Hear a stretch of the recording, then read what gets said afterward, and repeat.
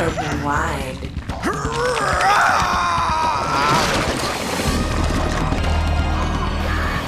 Well, I guess you could say Kids Day B wasn't afraid to take some risks.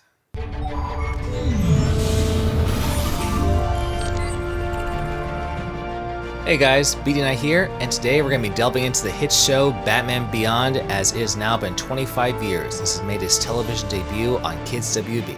For those who don't know about the show, it was an original idea as a sequel to the Batman the Animated Series from the 90s, where Bruce Wayne has become too old to fight crime. So we're introduced to Terry McGinnis to be the new Batman. It definitely changes up a bit to bring out a new era for the Dark Knight legacy, while cleverly exploring the weight of the Batman mantle. For while Terry wants to do this, he's not quite as obsessive about it as Bruce is, for he does try to have some semblance of a normal life while balancing out his responsibilities. It isn't normal. You have no idea. Now, while we get a future Batman, we don't get like a Joker Beyond or a Poison Ivy Beyond or anything like that. Instead, we get an entirely new roster of enemies for Terry to fight. With these villains, they're either more original to the show or lesser-known DC villains that have not made an animated debut in the previous Batman series, such as the Royal Flush Gang, Spellbinder, and the Cobra Cult, while others like Shriek, Blight, and Ink, some of my favorites, are more original. Now, during the course of the show, we get to see what happens to certain DC characters in this future time period. In one instance, Barbara Gordon, the former Batgirl, is now the police commissioner. She wasn't quite as welcoming of the idea of a new Batman roaming around, but eventually she does warm up to Terry. I guess you never lose the touch. How'd it feel? Like old times. You better go. It wouldn't look good if... Like old times, all right. And for his brief time in Return of the Joker movie, Tim Drake is just a communications expert and having a family. A very opposite outlook compared to how he started out in the DCAU. We even get to see Superman in the series, still active while leading the Justice League. And his costume is very different from what's normally depicted with him.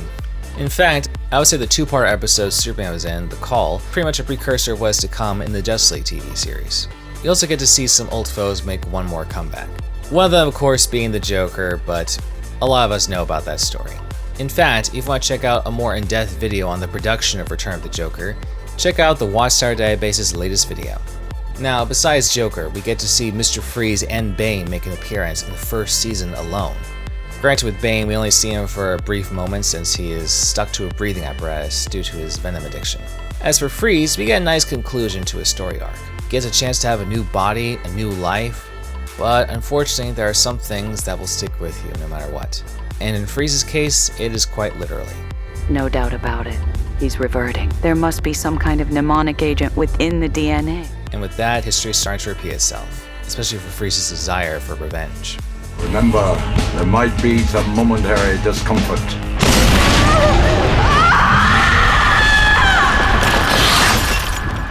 Still, he had a pretty cool new suit, which I think is a much better upgrade than his TMBA look.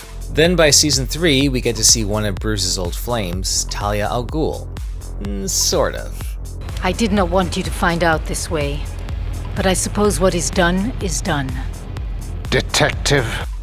Yeah, I'm not trying to compare, but in some ways I feel like Ra's sacrificing his daughter's life so he could live in her body is way worse than what Joker did to Tim Drake. It just shows that Ra's obsession with extending his life is growing worse and worse through each of his DCU appearances up to this point. I take it back. You don't cheat death. You whimper in fear of it. Silence! And you hit like a girl. Now, as great as the show is, there are some weak points. One of them, I'll admit, is character development, because I feel like outside Terry and Bruce's dynamic, other supporting characters are kind of left in the background. Like for Terry's family, you don't really see much background info on Terry's family, just a little bit with Matt, but near the end, they're kind of been written out of the show in season 3. I don't think they even make an appearance in season 3 at all. In fact, with some of the new villains that they brought into the show, they only appear for one episode. Though luckily there are some that appear more than one, but unfortunately, their character development is almost non-existent. Now, I feel like it's not fair to compare the show to the previous Batman series, but it's hard to ignore because, yeah, some of Batman's classic foes do have more of a unique motivation compared to these, whereas their motivation is either for money, revenge, but nothing so unique or something that hasn't been done before, I would say. But I do like the idea of some of these villains, because these writers have been comic book fans for years and they get to finally bring out the characters that they thought of when they were kids to come to life in this series. One development I would like to have seen gone further is the whole Terry and Melanie dynamic. Because what I like for Melanie is that she's Terry's Catwoman, so to speak, only she's not a kleptomaniac. She only stole because she had to. But after her second episode, she was basically almost non-existent until the start of season 3, where we see her as a waitress. But Terry never did anything more to establish any kind of relationship with her after that. You remember that note I gave you? The one for Terry McGinnis? Did he? Yeah, he got it. I guess I don't exist to him either. And then of course there's Blight. He's supposed to be the main arch nemesis for Terry, but after season 1, where his condition has become public knowledge, he's never been brought up again in this show. Mentioned a few times, but the only chance we get to see him is in comic book form. And I guess that's another thing in terms of with the story progression. It feels like after season 1, there's not really much of a story arc, so to speak. It's just basically very episodic, where it would be dealing with the criminal of the day or high school shenanigans, which resulted in a very tone shift change halfway through the series. For the first half, they dealt with very mature themes, whether they go with drug addictions to child abductions. I mean, in the series opening, Terry's dad was murdered because he knows some information about Wayne Powers' shady operations. That's a little hardcore for a kids show, let alone for its first 2 episodes. But I say Kids A&B had a limit to how dark it could go, whereas by the time we get to the second half, the series went for more lighthearted material, like The Egg Baby and Terry's friend dating a robot. Which I'll admit, they're called my favorites. Because I mean, the idea of Batman taking care of a little egg baby robot is comedy gold there. Do you have to keep lugging that thing around with you?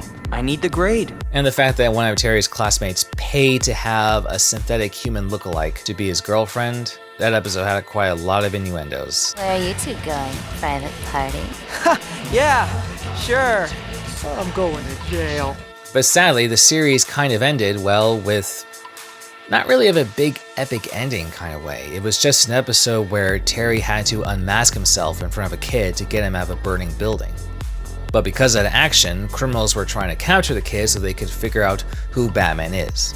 Of course, the threat is stopped, and through convenient means, Terry's secret still remains intact. But I feel like for a new show like this, there should be some kind of big epic thing, because they were planning for a 4th season, but sadly, due to the violent nature while making Return of the Joker film, anything to do with Batman Beyond solely as a show was stopped. So sadly, we wouldn't get to see Terry again up until the crossover episodes with Static Shock and Justice League Unlimited, especially for the latter season 2 finale epilogue.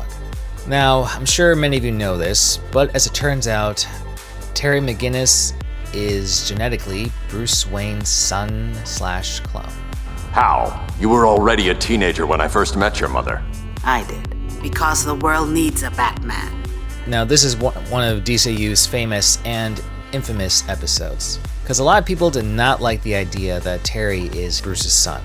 And I can understand that. I mean, for the means of how it's done, it's a little bit out there, but overall, these are kids' shows, so they're not going to go with the whole Bruce having a one-night stand with some random woman or anything. But they want to go with a whole sci-fi angle. The father thought he was getting a flu shot. It was a nanotech solution programmed to rewrite his reproductive material into an exact copy of Bruce Wayne's. That's pretty messed up. So that means no matter who he's with, none of his kids will be genetically his, which led to a theory as to why Terry's parents split up. And I agree with my friend Joe Barra from my last video on the Phantasm podcast. I feel like Terry should be more unique, where he's his own person, not just because his dad is one of Earth's famous heroes. I would say that if anything, that episode helped to serve Waller's character more than Terry, but overall I did like the fact that while by this point he's already older, a very experienced Batman, he has his own choices to make. Especially by the end of it, where he inevitably chose where he can still be Batman, but have some love in his life. With that, I'm glad that we got some kind of conclusion to Terry's story, an overall conclusion to the DC anime universe. You're a stubborn piece of work, you know that. Just like my old man. So I say for the series, it may have a few hiccups along the way, but still it has made a great impact for the fan base. I mean, to this day, there is still a comic book series being made where new writers are telling their own stories to continue that version of Batman. There's now video games where you can choose a custom suit based on Batman Beyond, which I would say for the suit, definitely one of its many positives. No cape or anything, just having glider wings and jet boots to get around, and other fancy gadgets and abilities. Almost an infinite supply of batarangs from his wrist, camouflage, having wireless microphone relays through his fingers, you name it. This suit can do almost anything. And I like that it's a fabric suit, but there's some electrical wiring underneath it. Also of note, in the Crisis animation adaptations, Part 2 is going to feature Batman Beyond. So whether you're a diehard fan or a newcomer, I would say definitely check out Batman Beyond. Now I want to thank you guys for tuning into the first Star Knight research video, and stay tuned for there'll be more content to come this year. Catch you later.